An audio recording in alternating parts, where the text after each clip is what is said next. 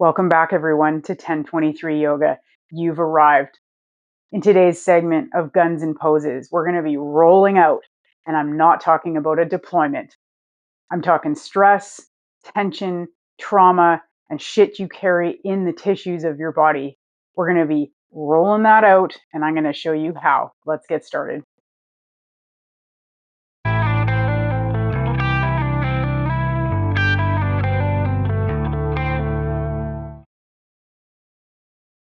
All right, what do we need for today's session? One of these bad boys can be picked up at Home Depot for cheap. It's a wooden dowel. If you don't have one of these handy, I know something all of you do have, your baton. Let's do this. Okay, so I do recommend bare feet for this, taking your dowel or your baton and placing it at the middle edge of your mat. And we'll start with the right foot, just pressing those toes, toe pads, front balls of the foot into the dowel as you gently roll forward. You may notice some kinks and knots in there, a bit of tenderness, and then continue as you get through the arch of the foot. I find this part a little tricky, a little sticky into the arch, and just a little bit of back and forth like that. Okay. And then making your way into the heel as you continue to roll. And you might notice I'm sort of kicking it like a little bit of a soccer ball to find the placement as I roll into the heel.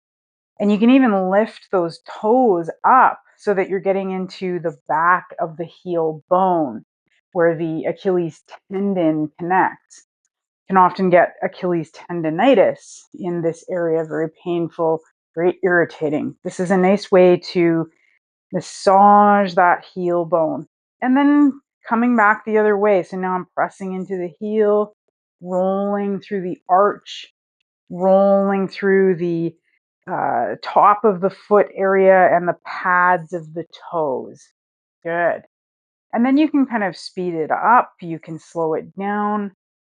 Find what works for you. You're sort of massaging out that foot. This can be really helpful after a long shift of wearing duty boots, standing for long periods of time. Our feet often get neglected. Okay, so a couple times like that, and then gently stepping off of your dowel or baton and stopping for a moment, just placing the feet hip width apart and just take a moment to notice. Do you notice a difference between the feet having done one side and not the other? Okay. And as we move into the next side, just finding balance on that right foot. Now we'll move into the left. So again, starting with the toes, applying a pressure that works for you, getting into the toe pads, the top of the foot, and then slowly making a way into the arch of the foot. A little more tender there for me. Back and forth, finding the speed, the pressure, maybe sliding it a little bit back so that you can roll into that heel. I like to apply a little bit more pressure into the heel. For me, I find that really beneficial. Lifting the toes, maybe getting into that heel bone part we talked about, and making your way back and forth. Breathing as you do this, finding any of those spots that are really sticky, that have that bit of tension or discomfort. As long as there's no pain, can you put pressure into that discomfort and kind of find a release in that part of the foot? Good. Couple more times rolling. And then gently coming off of that dowel and placing the feet hip width apart. Again, just noticing. I myself am feeling a little bit more even now, and my feet feel actually a little bit more energized. Okay, now coming down to seated position. So from here, I'm gonna extend the legs out, but my knees are bent, and we'll start with the right side again. So along this, we've got the shin bone here, and we're gonna just to the right of that shin bone. You're gonna be sort of rolling like so along the muscle. Okay. It can be pretty tender, surprisingly, but it's a really nice way. I'm just going back and forth with the dowel or baton. That will work. Um, and just applying the pressure that enough that I can feel like I'm literally rolling out this muscle, okay, along the shin. Good. And you can sort of speed up. I'm just literally going back and forth, back and forth. Okay. And I'm breathing. Good. And then maybe to the side, you might even sit on that one hip so that you can kind of get into that side of the leg. Right now, this helps improve blood flow in the legs again after a shift where you've been standing for so long. That's that back and forth rolling motion. Good. Let's come into the left side. I can already notice a difference in that right leg. So I'm going to just work my way down. So next to the shin bone. So you're not rolling like right on the front of the shin bone, but it's just to the left of that muscle, that strip of muscle that runs down here. Okay. And it's this up and down rolling, rolling it out. Breathing. Oh, good. And you can go back and forth, promoting that circulation, releasing that tension in the lower legs.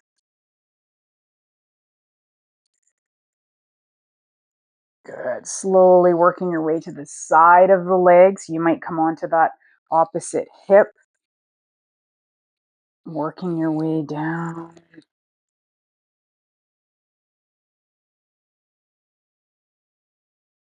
Okay, finding that breath if it's gotten short on us.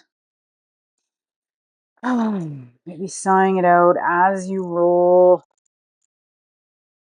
Sometimes you can do one straight sort of combing motion all the way down and then back up, or you can do these sort of short bit by bit, section by section rolls. Okay, good. And then come back to center and just notice that for a sec, right? Yes. Now, into the upper leg. So I'm going to bend my left leg just to give myself a little bit of support on that side. And I'm stretching the right leg out so that I can fully relax that quadricep muscle. Okay. And from that sort of crease where the hip connects, you're going to do the same thing along that quadricep. I actually find this a little bit ticklish and a little bit sensitive, but again, there's no pain. It's just, again, that discomfort. But I can breathe through it. I can ease off the pressure if I need to, right? And I'm just working my way back and forth, right up into that hip crease, into that hip joint. You can even lean back a little bit and get right into the hip flexor, into the muscles and tendons that connect the hip to the abdomen, right in there. Those get really tight from a lot of sitting in our jobs as well. Good. And then leaning over to that side again so you can get into sort of more of the IT band on the side. I'm doing sort of those longer ironing, longer rolls all the way down. Good. Oh, again, getting into that top of the hip. A lot of us get, spurs and bursitis issues in that area. I mean, this is where the gun rests, or if you're on the right side, or if you're a southpaw, the gun rests right on those hips, right? Um, can cause a lot of havoc. This is another way to sort of release that, iron it out. Okay, coming to the other side, so I'm going to bend the right leg and extend the left leg straight out. Start with the quadricep, right from that hip crease, and just rolling breathing. Okay, and I'm not rolling onto my kneecap or anything like that. I'm not rolling onto the joint itself, just sticking with the muscle up into that crease. Even in that front crease, that's where a lot of the attachments from our duty belts sit and can be very irritating. Coming to that right hip side so that you can get into the left IT band here, coming right up into that crease. If you're a left-handed person, this would be your gun side here.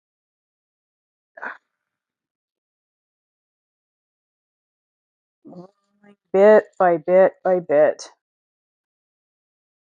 Whew, some sensitive spots in there. And that's where you want to, when you find that, I kind of just, found that. I'm going to just work there a bit longer. And I'm going to stick there just to iron that out really well. Good. Because we actually store trauma and stress inside our tissues, inside the fascia, which is the webbing that's inside our body that can all the connective tissue. So when you're doing things like this, you're actually breaking that apart and allowing it to release. Good. And come back to center and just put the dowel down for a second. And we're just going to place the feet hip width apart and knock the knees from one side to the other. Just sort of loosening that up, loosening the joints. Now, we haven't forgotten the calves. We're going to get to that right now. And it can be a bit tedious. So we're going to come to hands and knees, like so. I've got my toes tucked, like so. I'm going to place the dowel behind the backs of the knees. So I'm going to reach through like this. Now, key here, this can be a lot on the knees. So I don't want you folding backwards and blowing out knees here. That's not what this is about, okay? I'm going to use my palms actually as a brake and a gas, brake and a gas. So I'm going to control how far back I'm going. I'm already feeling this, okay? So this dowel is already pressing on my upper calf and it's intense, okay? But from here, what you can do is kind of drive the bus by rolling, slowly turning your dowel or baton, kind of like a crank. Oh, yeah. Getting into those knots. Now, you can keep the toes tucked or you can untuck them. Sometimes it's a little bit easier. Okay. But again, checking with the knees. So from here, maybe that's like, I don't want to, I'm going to come back up. Okay. I'm going to come back up. Maybe I'm going to press down right there. I can feel it there. You can even kind of rock a little bit side to side if you find a spot that's really speaking to you and really calling out for some release. So find that breath. And then I'm going to make my way back and turn the crank. So now I'm about mid calf. I'm feeling it. Release, let go. Roll it out. Okay, I'm coming into the lower calf now. It gets a little easier to push the bum back. Good. And slowly releasing that, coming back to all fours and kind of tapping that out. Good. So you can do that as many times as you want. I like that one just on its own sometimes. Really helps the calf muscles because they do get tight, especially with standing long periods of time. Even the workouts that we do, right? There's a lot of calf stuff going on if you're on different machines, if you're a runner. That's one of my favorites. Okay. So coming to back to a seated position here. This is going to work a little bit in the upper body into the arms. So starting from we'll keep it on the right side again. So starting on the right side, just with the one hand, and this could be your baton, again, that would work.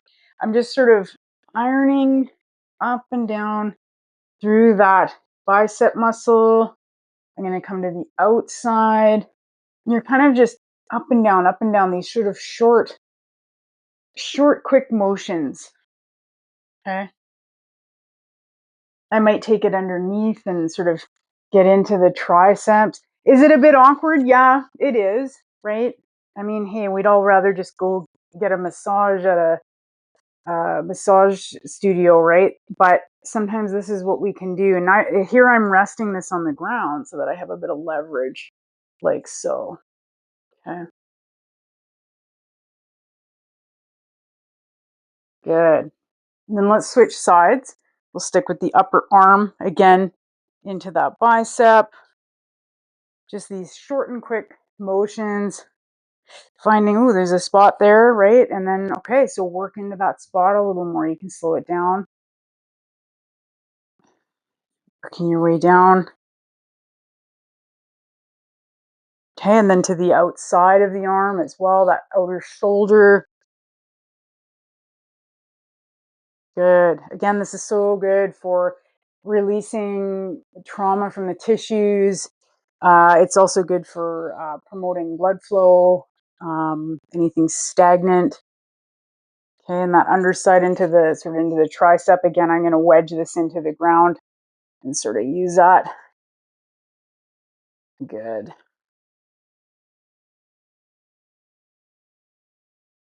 Okay. And then into the forearm. So back to the right, I'm going to just do that same sort of quick motion down the top of the forearm. All those muscles that work really hard for us typing, right? Those get really tired and inflamed. So can you just sort of roll those out, right? The underside as well. I'm going to just plant this. Again, you just got to find sort of these awkward positions, but you're getting in there.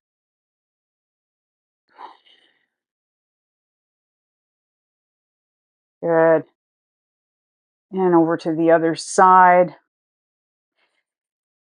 I'm moving a little faster just for the purpose of the video so that you can take these little tidbits and you can go longer or shorter on any of them, or you can just do one area at a time that's calling for your attention. Again, into that underside as well. Good.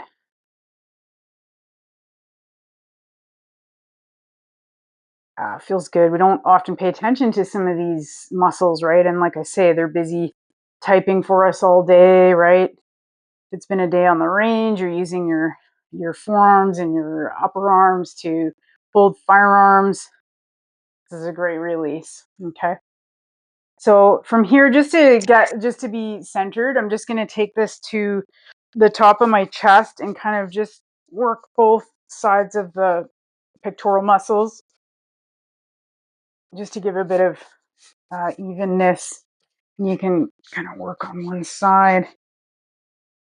Again, I'm just sort of like rolling, pressing, moving, right? Find those knots. Yeah. Okay. And then bringing this behind you to the back of the head. So this is just at the base of the skull, okay, the occipital muscle area. So I'm just using that to kind of roll, press. You can even wave this sort of back and forth, and it just sort of gets on that muscle right at the base of the skull where the neck meets the head.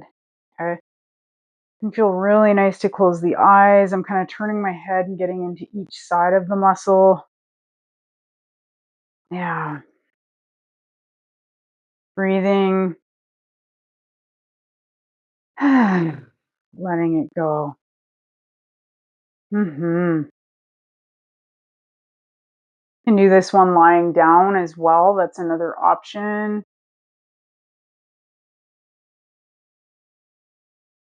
Good. And then I'm slowly just working my way up the back of the head. You might release your hair, maybe not have a a ponytail in the way. And then just to the crown of the head, just kind of just massaging that scalp a little bit. So I'm sort of rolling, maybe moving the dowel forward and back, just releasing at the crown of the head. Good. Awesome. All right, placing the dowel down and just taking a moment. This is your staff pose, actually, when your legs are extended straight and your spine is straight into sort of an L position. Staff pose. Take a moment. Just notice some of the energy that you've moved around. Notice how you feel. Thanks for joining me today. I look forward to showing you some more techniques with your dowel or your baton. Till next time, guys.